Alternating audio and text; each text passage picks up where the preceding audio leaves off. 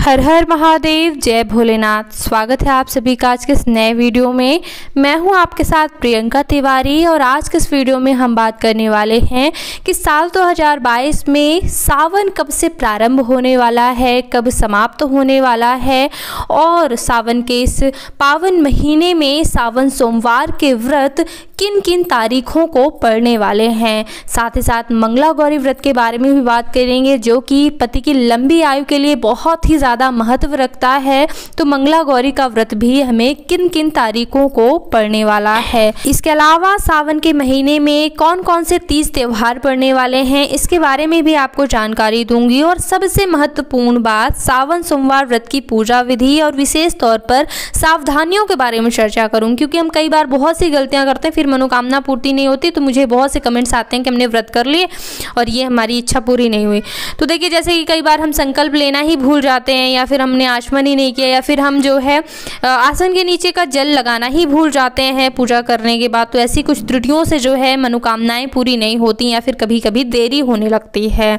तो वैसे तो भगवान भोलेनाथ बहुत ही भोले हैं, जलाभिषेक से ही जो है प्रसन्न हो जाते हैं, लेकिन भक्ति भाव एक अलग विषय होता है। भक्ति में भगवान प्रसन्न हो जाते हैं, लेकिन अगर हम कुछ मांगने लगते हैं तो मनोकामनाओं पूर्ति के लिए कुछ करते हैं तो फिर फीस तो देखिए पूरी भरनी ही पड़ेगी, विधि विधान तो पूरी करने ही होते हैं, तभी मनोकामनाएं पूरी होती हैं। अगर हम भगवान को एक शक्ति के रूप में देखते हैं, मनोकामना के लिए कोई कार्य करते हैं, तो कौन कौन सी सावधानियां रखनी है, पूजा पाठ व्रत इत्यादि में सभी जानकारी दूंगी। चलिए जानते हैं कि साल 2022 में सावन कब से प्रारंभ होने वाला है। भाई और बहनों, हिंदू पंचांग के अनुसार सावन 5वां महीना माना जाता है। चैत्र, वैशाख, जेठ, आषाढ़ और 5वां महीना सावन का महीना। वहीं अगर अंग्रेजी कैलेंडर की बात करें तो यह जो है जुलाई और अगस्त के बीच में अक्सर पड़ता है। और चलिए बात करते हैं, जैसे कि साल 2022 में जो है 14 जुलाई से सावन प्रारंभ हो रहा है। 14 जुलाई के दिन गुरुवार का दिन पड़ रहा है। गुरुवार के दिन से जो है सावन की शुरुआत हो रही है। अगर आप सोमवार के व्रत रखते हैं तो सावन का पहला सोमवार 18 जुलाई के दिन पड़ने वाला है। वहीं 25 जुलाई के दिन सावन का दूसरा सोमवार आने वाला है। सावन के तीसरे सोमवार की बात करें तो 1 अगस्त के दिन सावन का तीसरा सोमवार है और सावन का चौथा सोमवार 8 अगस्त के दिन है। ध्यान से नोट कर लीजिए, 18 जुलाई प्रथम सोमवार, 25 जुलाई दूसरा सोमवार, 1 अगस्त तीसरा सोमवार और 8 अगस्त के दिन सावन का चौथा सोमवार पड़ने वाला है। इस वर्ष 4 ही सावन के सोमवार पड़ने वाले हैं। कई साल जो है कभी कभी 5 सोमवार पड़ जाते हैं महीने में, लेकिन इस वर्ष जो है 4 ही सोमवार पड़ने वाले हैं। तो भगवान भोलेनाथ को बहुत ही ज़्यादा प्रिय होता है। अगर आप व्रत नहीं कर पा रहे हैं तो कम से कम मंदिर जाइए, घर में ही आप मिट्टी का शिवलिंग तैयार करके, क्योंकि पार्थिव शिवलिंग का जो है और भी ज़्यादा कई गुना पुण्य प्राप्त होता है पार्थिव शिवलिंग के पूजन का। तो जैसे भी हो, अगर आपके पास छोटे से शिवलिंग घर में ही हो तो उनकी भी आप पूजा ज़रूर करें। विशेष तौर पर आप बेलपत्र की, समी पत्र की व्यवस्था ज़रूर करें। वैसे तो पूरे सावन के महीने जो है भगवान को एक एक बेलपत्र ही, क्योंकि जैसे कि बेलपत्र 21 दिनों तक रखे जा सकते हैं। अगर नहीं मिल रहे हैं, धो कर भी अगर आप चढ़ाते हैं तो धोया हुआ बेलपत्र भी अगर चढ़ा दें तो उससे भी भगवान भोलेनाथ प्रसन्न हो जाते हैं। ठीक है, जैसे कि श्री कृष्ण को तुलसी प्रिय होती है, भगवान भोलेनाथ को बेलपत्र अत्यंत प्रिय होते हैं और शमी पत्र। तो इन चीज़ों को ज़रूर अर्पित करना चाहिए।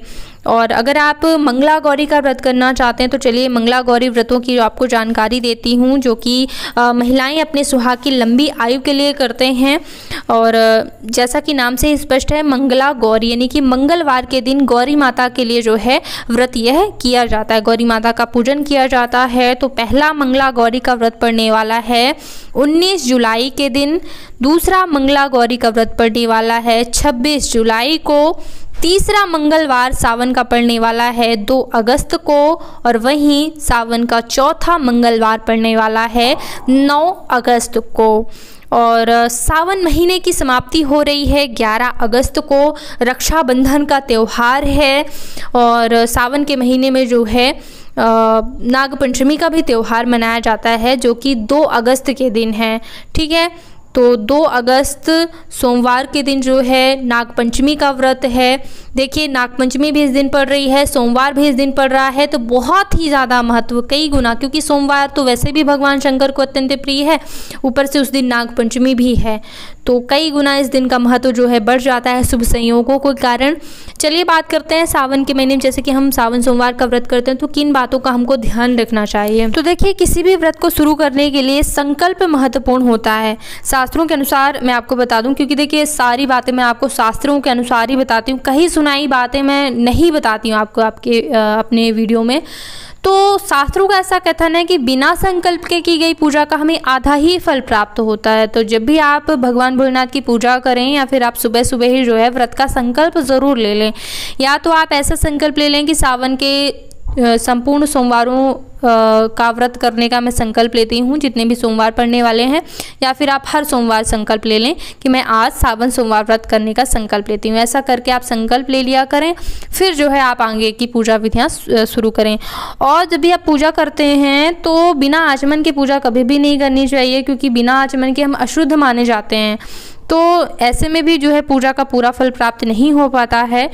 तो आचमन जरूर करें अपनी शुद्धि के लिए, आंतरिक या बाह्य रूप से। कई बार हम किस प्रकार के वस्त्र पहने हैं, कई लोग तो नए वस्त्र पहनकर ही पूजा करते हैं, लेकिन कई बार हम धुले पहने होते हैं लेकिन किसी ने स्पर्श कर दिया, कुछ भी है, तो आचमन कर लेने से अंदर से भी और बाहर से भी हम शुद्ध हो जाते हैं।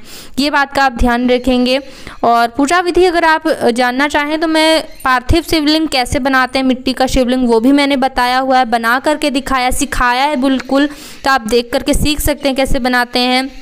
दूसरी चीज़, आप या तो आपके घर में शिवलिंग हो तो आप उनसे भी पूजा कर सकते हैं। देखिए मूर्ति रूप में पूजन ठीक है, लेकिन शिव पुराण के अनुसार जो है शिवलिंग पूजन का बहुत ज़्यादा महत्व बताया गया है। तो अगर आप शिवलिंग का पूजन करें तो ज़्यादा अच्छा होगा। मूर्ति पूजन से ज़्यादा बहुत उत्तम फलों की प्राप्ति होती है शिवलिंग के पूजन से। छोटा मोटा जो भी शिवलिंग हो आप उसको रखें, या फिर छोटे से मतलब अंगूठे के आकार के भी अगर आप मिट्टी के शिवलिंग बना लें, एक गमला बना लें, और फिर पूजा के बाद आप उसमें विसर्जित कर दें। सूखा सूखा फूल वगैरह आप निकाल लें और पॉलीथीन में रख के आप उसको विसर्जित कर सकते हैं किसी नदी वगैरह में, और मिट्टी आप किसी गमले में रख सकते हैं, बाद में कोई फूल वगैरह लगा सकते हैं। या फिर जब मिट्टी एकत्रित हो जाएगी गमले में तो उसको भी आप पॉलीथीन में रख के किसी जो है जलाशय में बहा सकते हैं। लेकिन जब आप विसर्जन करेंगे तो ध्यान रखिएगा, सबसे पहले जल में डाला जाता है, ठीक है। विसर्जन सबसे पहले जल में डालिएगा, थोड़ा सा ही भले ही जल हो, और फिर आप उसको गमले में डालिएगा। बाद में वो सूख जाएगा तो फिर आप फिर नदी में डाल सकते हैं।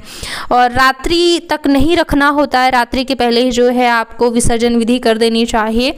तो जल में आप पहले ही विसर्जन कर दें। सबसे पहले आपको विसर्जन से पहले हाथ जोड़कर प्रार्थना करनी है कि जो भी गलतियाँ हो गई हो भगवान उनके लिए आप क्षमा कीजिएगा, मेरा भक्ति भाव ज़रूर स्वीकार कीजिएगा, बाकी मुझे क्या कमी है आप सब कुछ जानते हैं, ये मनोकामना है, आपसे नहीं मांगूंगी तो किससे मांगूंगी। ऐसा प्रार्थना करके फूल अर्पित करके फिर आप उनको थोड़ा सा पीछे खिसका दें और फिर जल में डाल दें। ये आपको करना है। कुछ विधियाँ यहाँ बता रही हूँ, कुछ विधियाँ जो है दिखाकर ही बताना होता है, तो मैं पूरा चीज़ करके दिखाती हूँ हर एक चीज़। बहुत से वीडियो हैं शिव पूजा के, तो आप देखिएगा ज़रूर, एक बार आइएगा चैनल पर। और क्या है कि पूजा करने के बाद जो है जिस आसन पे हम बैठ कर पूजा करते हैं तो वहाँ की थोड़ी सी धूल, मतलब थोड़ा सा पानी डाल लीजिए जहाँ पर हम बैठते हैं, उसको आसन को पीछे खिसका के, और फिर उस आसन के नीचे का डाला हुआ जल माथे पर लगा लिया करिए। ऐसा करने से पूजा का पूरा फल प्राप्त होता है, अन्यथा पूजा का फल इंद्र देव ले जाते हैं, ऐसा कथन शास्त्रों में मिलता है। तो इस बात का ध्यान रखना चाहिए। कई छोटी छोटी गलतियां करते हैं, फिर मुझे कई कमेंट्स आते रहते हैं कि हमने पूरे 16 व्रत कर लिए, इतने व्रत कर लिए, मनोकामना पूरी नहीं हो रही। तो देखिए भक्ति भाव में श्री कृष्ण ने केले के छिलके भी स्वीकार किए हैं, विदुर जी के घर में, सबरी जी के घर में जो है जूठे बेर भी स्वीकार किए हैं। लेकिन अगर हम भगवान को शक्ति के रूप में देखते हैं, जैसे कि दुर्योधन ने भगवान श्री कृष्ण को शक्ति के रूप में देखा था, तो उसने भगवान की सेना मांग ली। तो जब शक्ति के रूप में देखते हैं तो एक एक विधि विधान पूरी करने की आवश्यकता होती है, और जब हम भक्ति करते हैं तो केवल भगवान की प्रसन्नता मांगते हैं। तो भगवान की प्रसन्नता ज़रूर मांगिएगा कि आप प्रसन्न हो इसलिए मैं व्रत कर रही हूँ, बाकी मेरी ये भी मनोकामना पूरी ज़रूर कर दीजिए। ओम नमः शिवाय, ओम नमः शिवाय कुछ ना बन पड़े, क्योंकि पुरुषों को अक्सर ही समय नहीं मिल पाता है पूजा पाठ का, तो नहीं समय तो ओम नमः शिवाय का जप आप ज़रूर कर सकते हैं, क्योंकि नाम जप का फल कलयुग में मैं क्या कहूँ, कलयुग केवल नाम आधारा, सुमिर सुमिर नर उतर ही पारा, ऐसा जो है चौपाई मिलती है। तो देखिए मतलब कोई टाइम नहीं मिलता अगर आपको, तो कम से कम ओम नमः शिवाय का जप अवश्य करें। और बेलपत्र ही चढ़ाने, रास्ते में अगर कोई मंदिर मिले तो थोड़ा बहुत पूजन करने की आवश्यकता होती है श्रावण सोमवार व्रतों में।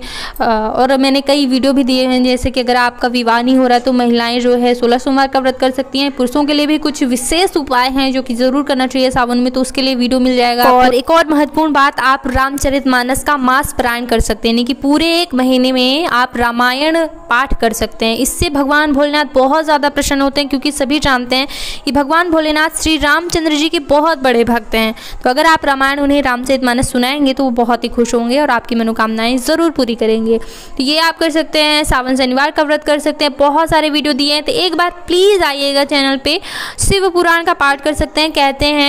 कहते हैं नहीं कि मतलब शिव पुराण में लिखा ही हुआ, ये 2 जगह लिखा है कि शिव पुराण के 5 पाठ पूरे कर लेने से आपकी कोई भी मनोकामना पूरी हो सकती है, कोई भी। तो इस सावन के महीने का बिल्कुल लाभ उठाइए। पूरी विधि बताई है, कैसे शिव पुराण का पूजन करना है, कैसे पाठ करना है, क्या क्या दिक्कतें आती हैं। तो एक बार चैनल पे आने का रिक्वेस्ट करूँगी। और इस वीडियो को देखने के लिए बहुत बहुत धन्यवाद। ओम नमः शिवाय।